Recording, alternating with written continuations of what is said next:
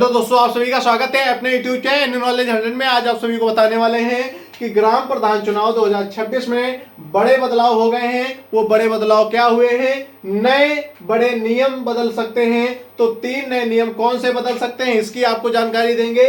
इसी के साथ में आपको बताएंगे कि प्रधानों का बस्ता कब तक जमा होगा और आदेश आ चुका है, कब का आया आदेश ये भी आपको बताएंगे। प्रधानों का वेतन मिलता है या नहीं मिलता है इसकी भी जानकारी बताएंगे।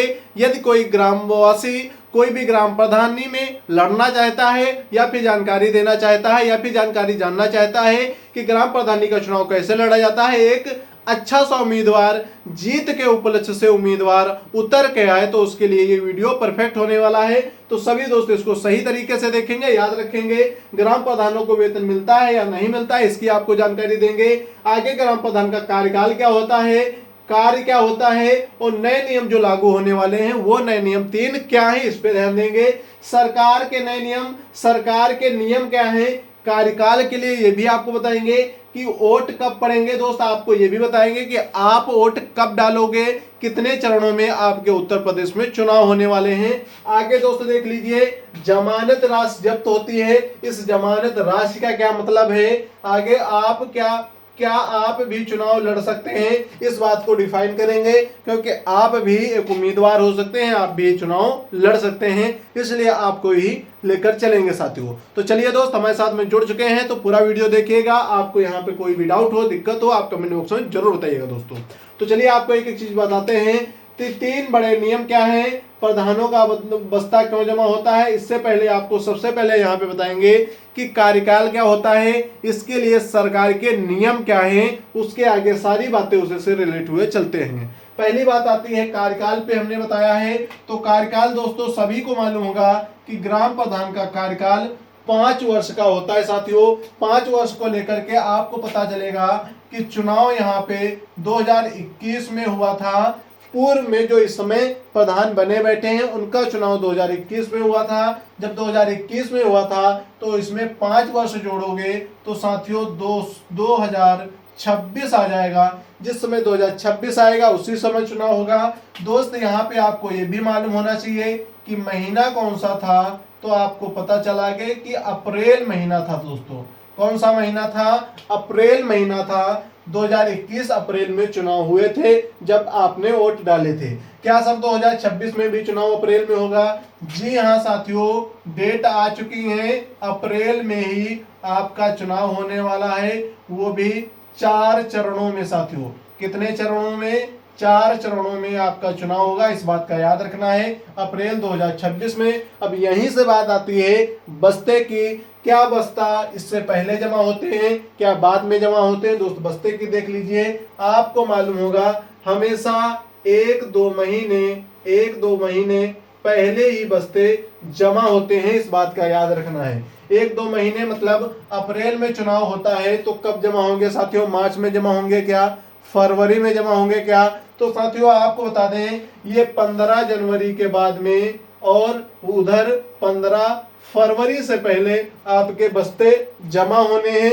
ये तारीख निश्चित डेट नहीं आई है, पर दोस्त अभी सुर्खियों में आ गया है कि 15 जनवरी से 15 फरवरी तक सभी के बस्ते, सभी ग्राम प्रधान के बस्ते जमा हो जाएंगे। और ये बात को लेकर के आपको एक चीज और ध्यान देनी चाहिए कि ये पहले क्यों कराया जा रहा चुनाव, मतलब कि अप्रैल में ही चुनाव क्यों कराया जा रहा है, ये कभी लेट क्यों नहीं होता है, और लेट होने के साथ में ये बस्ते पहले ही 2 महीने क्यों जमा हो रहे हैं। दोस्तों सरकार का नियम ये कहता है कि यदि आप ग्राम प्रधान हैं तो आपको याद रखना होगा कि आपके ग्राम सभा में कभी भी विकास कार्य रुका ना रहे, इसलिए यहाँ पे चीजें 1-2 महीने पहले ही कराई जा रही हैं। ये सरकार का नियम कहता है, इस बात को याद रखना है।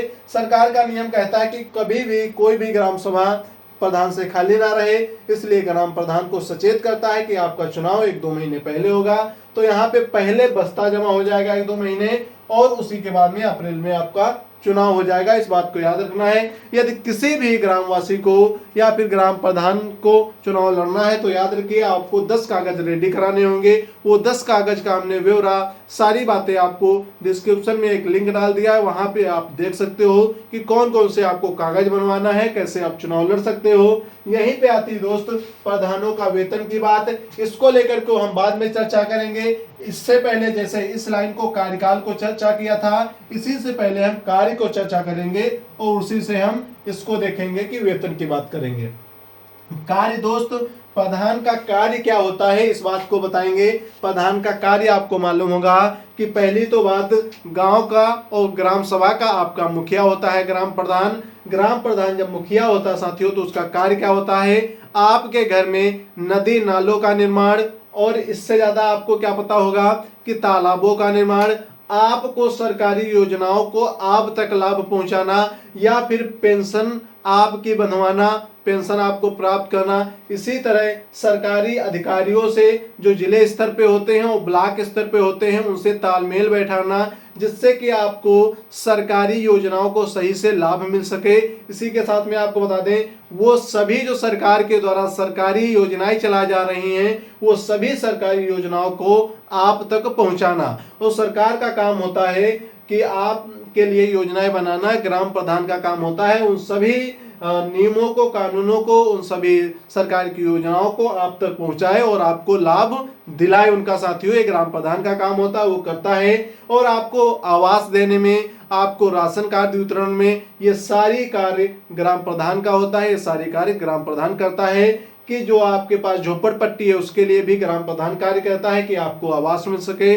आपके पास खेती नहीं, आप भूखे रहते हैं, आप कमा नहीं सकते हैं, तो इसलिए आपको राशन वितरण प्रणाली के तहत आपको राशन मिलता है।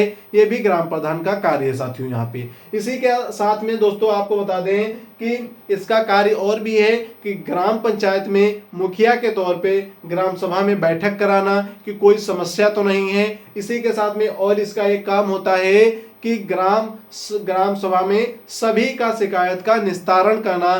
कभी भी आपने देखा होगा कि आपकी ग्राम सभा में कोई भी मामला मैटर होता है उसको सुलझाने के लिए सबसे पहले ग्राम प्रधान के पास में फोन जाता है, ग्राम प्रधान उसकी सही से सुनवाई करता है।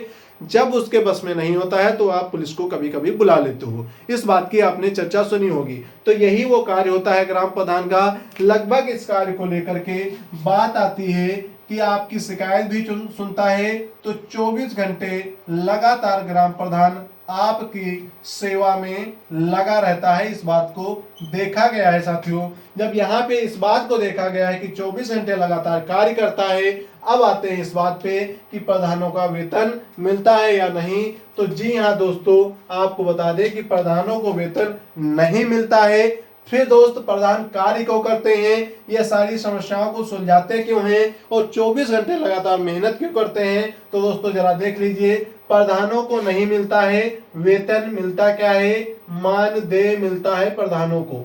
इस बात का याद रखना है। वो भी मानदेय कितना मिलता है, 2000 रुपए सिर्फ मिलता है। आपने देखा होगा कि आपके ग्राम सभा में 2000 मानदेय मिलता है, पर ग्राम प्रधान बहुत ही अमीर हो जाते हैं, पैसे वाले हो जाते हैं। किस लिए हो जाते हैं वो भी आपको जानकारी बताएंगे साथियों। यहाँ पे प्रधानों को सरकारी योजनाओं में कुछ लाभ प्राप्त होता है। इसी के साथ में वो जो बैठक बुलाते हैं उसका भी खर्चा मिलता है, और कभी कभी यात्रा के दौरान इनको उसका भी पैसा मिलता है ग्राम प्रधानों को, और जो वहां पे ब्लॉक स्तर पे बैठक कराते हैं उनका भी पैसा इन्हें मिलता है। इस सभी पैसे को लेकर के इनका पैसा काफी अच्छा हो जाता है, और आपके ग्राम सभा में सरकारी योजनाओं का आप तक लाभ पहुंचाने में उनको कुछ ना कुछ सुविधाएं प्राप्त होती हैं। उसी को लेकर के ग्राम प्रधान इतना आगे बढ़ते हैं। तो दोस्त आपको ये जानकारी समझ में आ रही होगी। इसी के साथ में आपको आगे भी बताने वाले हैं कि यहाँ पे वोट कब पड़ेंगे, इस बात की चर्चा आपको होनी चाहिए। कि यहाँ पे आपको बताया कि अप्रैल में होना है 2026 में, तो याद रखिए आपकी वोट जो है 2026 में ही अप्रैल में 4 चरणों में पढ़ेंगे। तो याद रखिएगा कि आपके जिले का कब नंबर आएगा, तो वो भी हमने डिस्क्रिप्शन में बता दिया, आप जाकर के वहां से देख सकते हो। आगे देख लीजिए जरा कि जमानत राशि क्या होती है साथियों। जमानत राशि की क्या बात होती है, यहाँ पे जरा ध्यान देने वाली है कि जमानत राशि 1000 रुपए होती है साथियों। 1000 रुपए जमानत राशि होती है। अब दोस्त आपको नीचे वाली लाइन समझाते हैं, क्या आप भी चुनाव लड़ सकते हैं? तो जी हाँ दोस्त, आप भी चुनाव लड़ सकते हैं यदि आपके पास ये 10 कागज रेडी हैं या 10 कागज, तो आप चुनाव लड़ सकते हैं, अन्यथा आप नहीं लड़ सकते हैं। 10 कागज कौन कौन से होते हैं तो हमने डिस्क्रिप्शन में वीडियो डाल दिया है, वहां जाकर के आप वीडियो को लिंक पर क्लिक करके वीडियो पूरा देख सकते हो। 10 कागज कौन कौन से होते हैं। इसी के साथ में आपको बता दें कि यहाँ पे बात होती है 1000 रुपए की जमानत राशि जब्त होने की। आपको 6/1% आपको कुल वोट पड़ते हैं उनका आपको मिलना चाहिए। जैसे हमारी ग्राम सभा में 1000 वोट हैं, 1000 में 600 वोट पड़े हैं, 600 वोट में से आपको 100 वोट प्राप्त होना चाहिए। यदि 100 वोट आपको नहीं प्राप्त होते हैं तो याद रखिए आपको आपकी जमानत राशि 1000 रुपए जब्त हो जाएगी।